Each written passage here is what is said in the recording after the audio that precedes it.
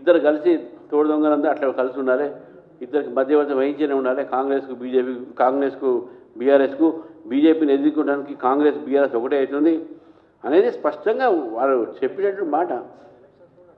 ఆయన చెప్పిండో ఇప్పుడు అఖిలేష్ యాదవ్ ఏ ఫ్రంట్లో ఉన్నాడో ఇండి గ్రూప్లో, ఇండి గ్రూప్ ఎవరు నాయకత్వం వహిస్తుందో కాంగ్రెస్ పార్టీ. ఇక్కడ కాంగ్రెస్ పార్టీ ఏమంటుంది, బీజేపీ బీఆర్ఎస్ ఒకటి అంటుంది.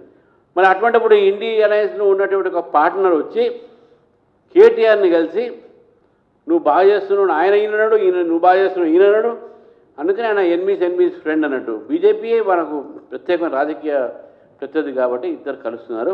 ఇది ఫస్ట్ సైన్ కాదు. గతంలో కూడా మన స్టాలిన్ పిలిచినప్పుడు కూడా ఇద్దరు పోయారు, రెండు పార్టీలు కూడా పోయినాయి. సో కాబట్టే ప్రజల్ని, తెలంగాణ ప్రజలు రాజకీయ చైతన్యవంతులు, ఇవన్నీ చూస్తూ ఉన్నారు. మాట్లాడితే బీజేపీ బీఆర్ఎస్ ఒకటి అంటున్నారు. బీజేపీ బీఆర్ఎస్ కాదు ఒకటి, బీజేపీ ఫైట్ చేయడానికి కాంగ్రెస్ బీఆర్ఎస్ ఒకటి, అది మనం గుర్తుపెట్టుకోవాలి.